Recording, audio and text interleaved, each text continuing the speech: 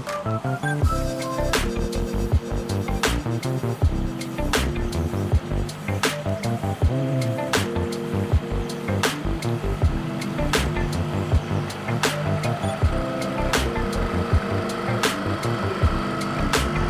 guys, welcome to Chugging Along. I'm Sam. And I'm Tim. Welcome to our channel and welcome to today's video. So today's video is the next installment on our series that we call Canal Lives, where we get to meet some very unique people on the canals and talk to them about how they live their lives. And today's quite a special one because we actually met a couple whose story is quite similar to ours, and they've actually been long-term subscribers to the channel and they commented on our first video, and they've actually now gone and done it themselves. They bought a narrowboat and they're now back in the UK, having lived abroad in Asia. So we're going to be exploring their story in today's video. Does sound familiar, but their circumstances were slightly different to ours because they actually bought their boat blind, which means that they put down the money without even seeing the boat in the first place. And this is something that seems to be happening a lot more because boats are just selling so fast at the moment, and of course with the pandemic changing the way we live our lives. So we thought it would be quite an interesting thing to cover in a video, and we can see, is it a good thing to do or is it a bad thing to do? Before we go into how and why they bought their narrowboat blind, let's let them introduce themselves first. So this is a couple that met on a beach in Jamaica many moons ago through a love of diving. So yes, this is our friends Cameron and Camille. Well, that's Cam. Yeah, and Cam, but I'm JamCam because I'm from Jamaica. And I'm just ready salted plain Cam, really. Well, originally I set the channel up when I was in Jamaica, so I was JamCam until you joined the channel. Yeah. But you've now relegated me to just Cam. Just Cam, and I'm JamCam. I'm always JamCam. We've lived UK, Jamaica, Philippines. Yeah. I've lived in Africa previously as well, in Mozambique and Zanzibar. Yeah. For me, I've lived, of course, the longest in Jamaica because I'm from Jamaica. I've lived in the Netherlands, the UK, the Philippines, and now back here in the UK. Yeah. So that's quite a bit of different areas as well. Yeah, very different cultures. Most places that I've lived, apart from the UK, is always a different language, which is something that you need to get used to. Learning another language, a different culture. Wait till you go to Newcastle. Life. Well, I think the transition of coming back to the UK after being away for 7 years was much easier to deal with in this environment on a boat, because it's a much different environment and we can change our setting. You're moving at a slow pace and you're discovering something new at the same time. So it's almost like we're travelling but at home at the same time. I think if we'd have moved back and gone into a regular house or an apartment after being away for so long, I don't think I would have adjusted as well. Yeah, and for me it's an easier adjustment in that we were coming from overseas and we made the decision that there was no point in shipping back anything. So we came with our bags, so a suitcase each, a bag on the back. So it's just really the essential items that you need, suitable for a narrowboat, because there was no point really taking stuff that you have nowhere to put it. So there is that nowhere to helped put us. anything. So I think transitioning from overseas to a narrowboat was easier than transitioning from a big house here into a small narrowboat, because we had to really become practical and say, okay, only what we need for the narrowboat. So I think that helped us a lot. And now it's time for Cameron and Camille to give us a quick tour of their narrowboat, the Badger, and also to discuss with us what it's like living as a couple on a boat that is 22 feet long, which is more than half the size of Marielle, but you wouldn't have guessed it. Well, Badger, compact and bijou, as they say. But one of the things that appealed to us about Badger, despite the fact that she is extremely small, is that she has everything on there that you would need if you had to hit the water running, as it were, and be living somewhere. You've got a wet room, and the shower is better than the one we had in the Philippines in a nice apartment, and you've got kitchen facilities in the galley, so your oven and grill and sink is all perfectly usable for normal living. The bed is super comfortable, and so getting a good night's rest here is absolutely zero problem. Yeah, for sure. And there's this big space that we're sitting out here, and when the weather's nice or when we're travelling, you have this space to sort of stretch.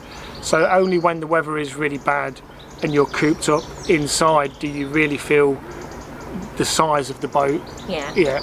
And to be honest, this is all we know now, and we have adjusted to it.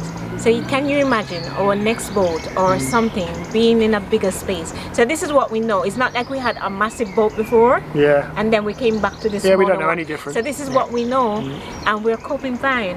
And it's a nicer setting. It's modern on the inside, so we do like that as well.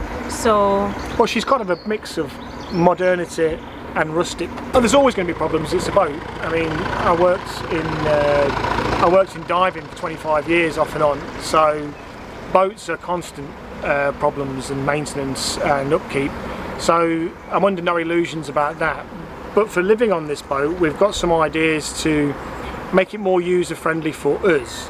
So we want to replace where the ottoman is for sitting, because it is effectively it's a galley, it's a kitchen area, and I don't think it's big enough to really have both a galley and a saloon. So a fold-up table from the wall is on the agenda for there, and I quite like the idea of putting a small multi-fuel stove in there, because I mean I think it's it will be cheaper in that it's nice. It's part of the canal boat experience as well. Yeah, walking along, getting your wood. It's like just you should rephrase that.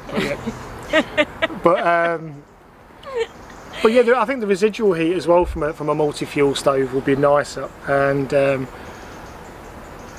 and then I think that's about all we really need to do to it. Maybe add some leisure batteries, and that's about it.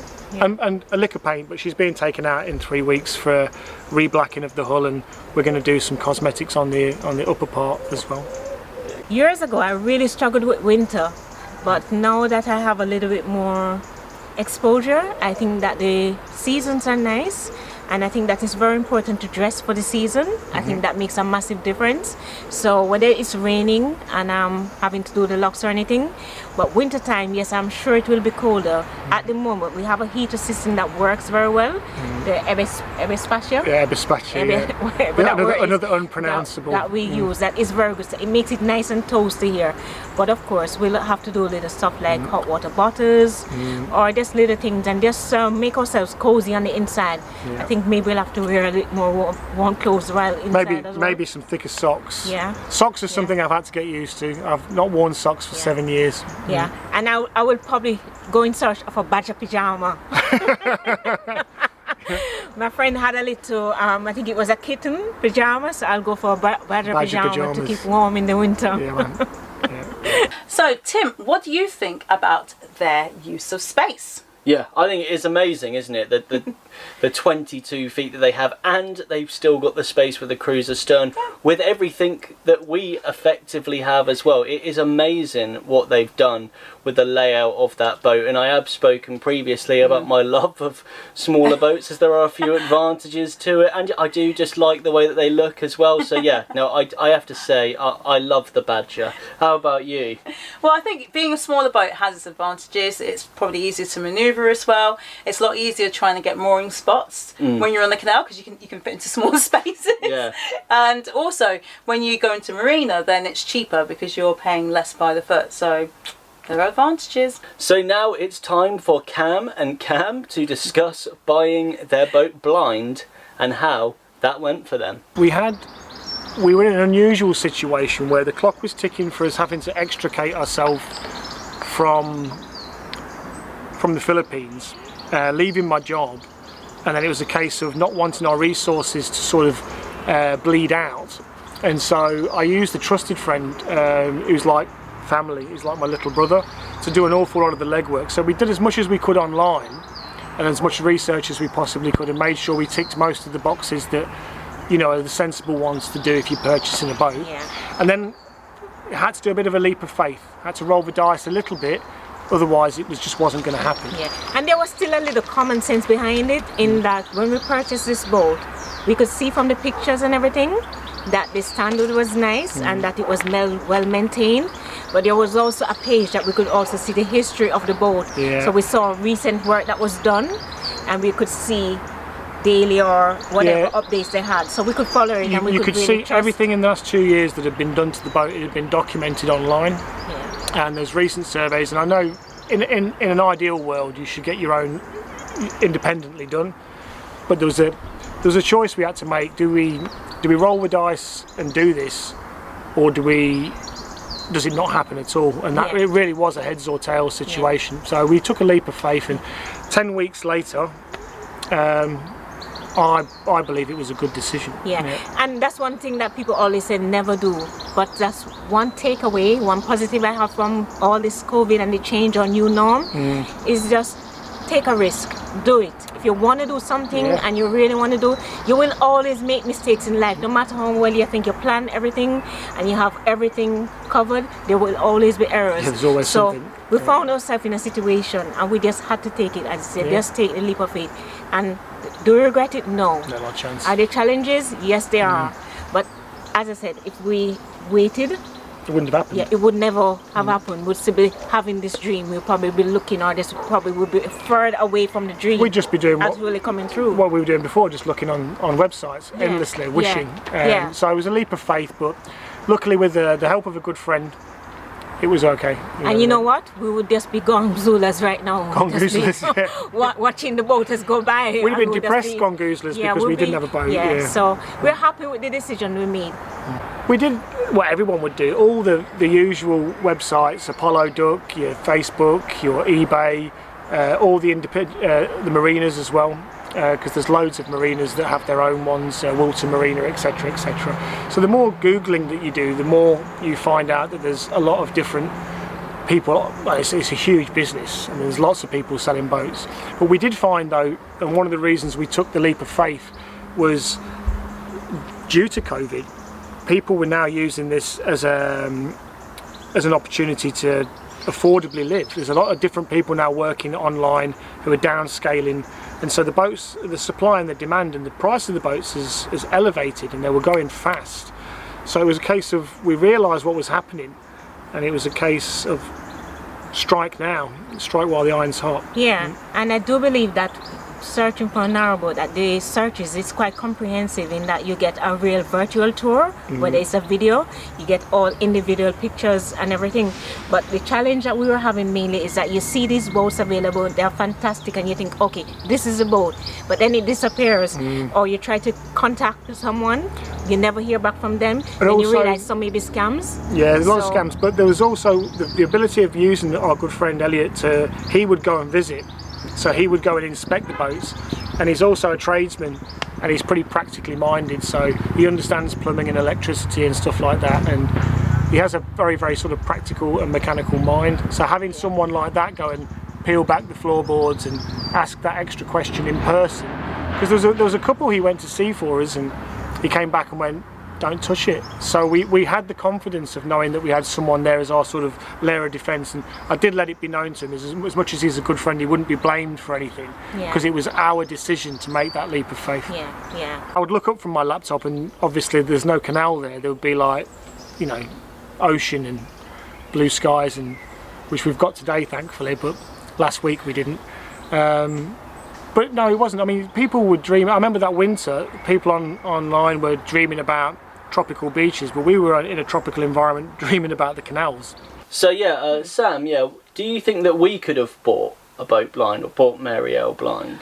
I don't think we would have, because we knew we were putting a lot of money behind buying a boat, and we wanted to make sure we did our research. We wanted to make sure that we'd seen it physically before actually making a decision. I think for once in our lives we're being very sensible. Yeah. And so we're trying to be trying to make sure that we knew what we were doing before actually making the final decision. I think they were really lucky that they had Elliot, who was able to do what he did to help them out. Yeah. And at least also with the Facebook page to have updates on Badger as well. No, to exactly. see what's been done. I think they've done it in a very clever way. Absolutely. Yeah. So now we're going to hear from Cameron and Camille about the cruising plans they had when they returned back to the UK, which included a return to Leicester, a city that they both love, and their future cruising plans as well. The only things that we really wanted to do was to chug along to Leicester to go and see family and friends. When I first met Cameron and we went to Leicester, that's where we were based, and he used to take me along the canals, and it was just like my little heaven because I felt like I was in the countryside, yet I was always in the heart of the city. Yeah. And it's somewhere that we always just love exploring, whether it was cycling or walking. Yeah. So being on a narrowboat now, and we're actually living the dream, as I hate to say, but we're actually living the dream. It was great. It was great to return to my hometown on the boat. That was special because I lived very, very close to the canal when I was a youth, and a lot of my mischief was spent in that area of the canal.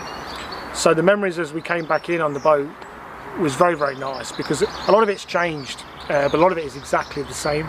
And there's one lock that we used to play around as children all the time, and then a few months back I actually got to do the lock on my own boat for the first time, and I must have played on that lock from the age of 11.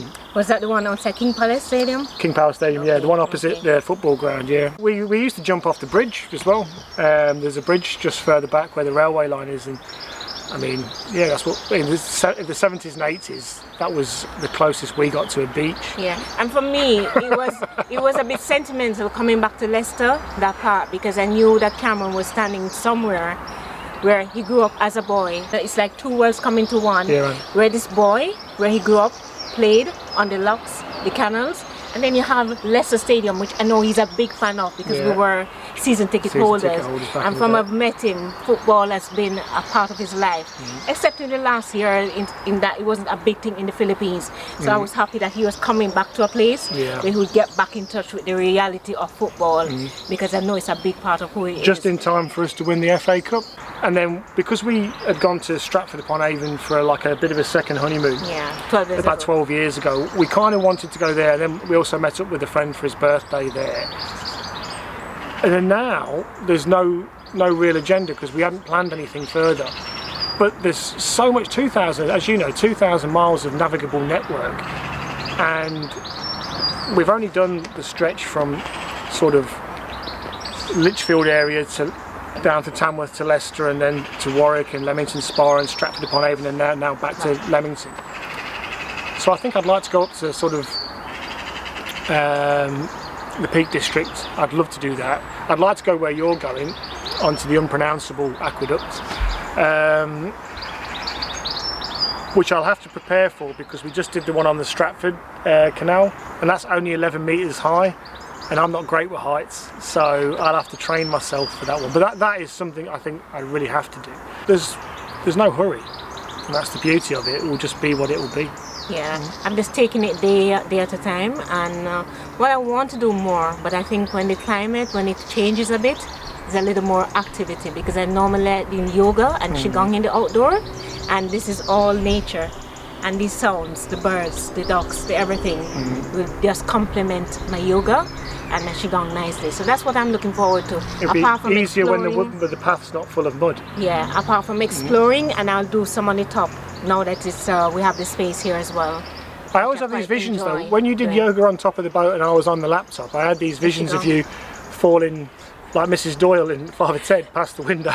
Like, so hopefully you won't do that. And just meeting more people as well. That's I think the best it's thing, an absolute pleasure meeting you and Sam, and just learning your side of it.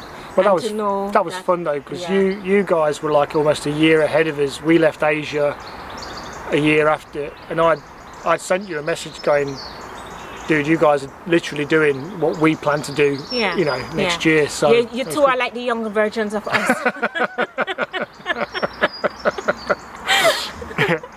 yeah, younger and smarter. Yeah. So that was JamCam and Cam. Thank you very much, guys, for doing an interview with us. It was great fun. But to be honest with you, it was actually even better meeting you. You know, when you meet people as continuous cruisers that you get on with, it's great fun, and it is almost quite sad because, you know, more than likely that you'll be going in separate directions soon. It would be nice if you were always moored up next to us on the towpath, but that is the nature of the sport that we are in. But yes, anyway, we will be following them on YouTube, and you are welcome to as well. There is a link to their channel in the description, so feel free to subscribe to them. So join us next week where we get back on track documenting our trip up to Clonglocklan, and we'll also show you how we managed to fix our bent steering. But now over to you guys. Would you buy a narrowboat blind? Or do you think you could live on a narrowboat that's 22 foot long like Badger? Let us know in the comments section below. And remember, no matter what you do in life, you've got to Keep chugging!